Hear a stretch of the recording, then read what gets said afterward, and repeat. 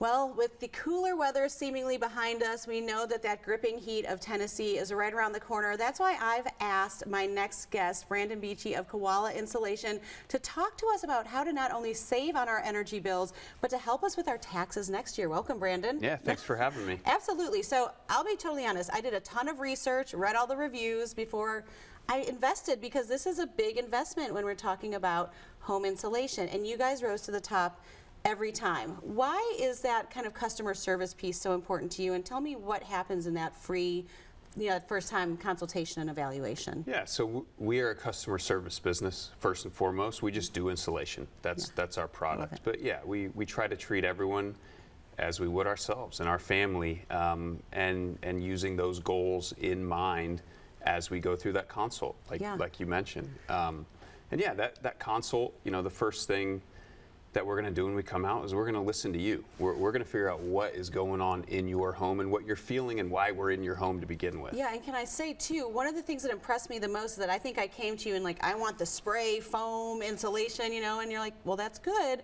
It's not always the best for every home. Why, if that's such a high industry standard, why is that not always the best choice? Yeah, well, this is something that we see all the time, right? We've got Google at our fingertips now, so you know. I'm an expert. Well, hey, what's the best of this or that? Well, there's a lot of context that goes into it. Yeah. Spray foam has a higher R value per inch, so it gets labeled the best, and it is the best for certain applications. For an existing home, not always the case, but that's what we go over with you. Like, what are your goals? Like, if you are going to be there for 15 to 20 years, then maybe doing a retrofit of spray foam is the right thing for you. But there's a lot of other considerations that have to go into that. We're talking, I like to speak in, anecdotes. Like imagine, you've got a Yeti cooler. Yeah. You clean it, you put it away for 6 months, you get it out. It's clean when you open it. You don't clean it so well, you put it away for 6 months, you get it out, you open it, you get a Petri dish in there. Yeah. Well, that's kind of what we're doing with your attic when you spray foam it, is you're encapsulating it, and it's now airtight, and it's not breathing the way it used to. So if you're doing it on a new build, awesome, no issues. On an existing home, there's a lot of other things to take into consideration. Speaking of, and that was one of the things that I really appreciate, is that they kind of went up, and I was able to say, here's some like really hot spots in our home, here's some really cold spots. Your guys are able to find like where there was just no insulation that had been like left out, and to suggest solar attic fans. And we need to talk about that, because I didn't realize the importance of those, both in terms of keeping the attic cool, but also in terms of the tax savings. Yeah.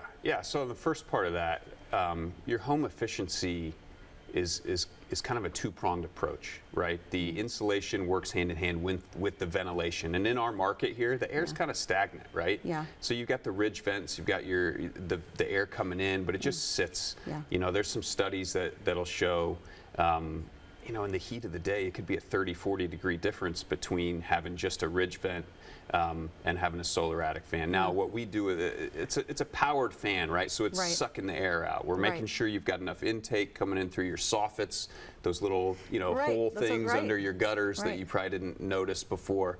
It's letting air in there, and now we're powered pulling it out of there. Yeah. And there's two things that, detractors will say to that, and they're valid, right? Is if you don't have enough air flowing in, or a sealed up attic, it's going to pull from your living space. Right. So that's why we're making sure you've got enough insulation in there, sealing up that attic access. Right, and that was the other thing that surprised me, was that I didn't realize how much energy I was losing by not covering both the pull down access that we have and the door that we had going into it. And you have, we'll let people find out what those are, but can I just say, in the couple of weeks that I've had this done, we had obviously spring weather here. It goes from really cold to really hot.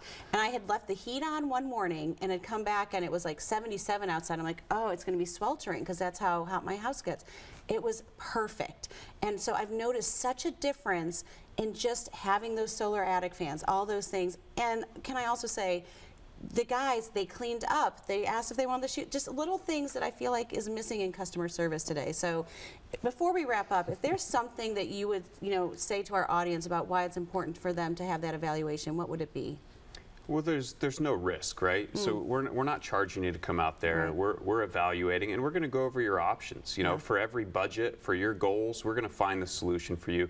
And there's there's some incredible tax savings too. You know, through the IRA bill now, you can get 30% off of all your insulation needs up to $1,200 in your home. Yeah, so I mean, when you're talking about a 30% tax savings in some ways, based on the cost of what they're paying for the insulation, your monthly energy bills, it's really incredible. Brandon Beachy, Koala Insulation. Please check them out. I could not be happier. Thank you for being on the Sami Show. Thanks for having me. Absolutely.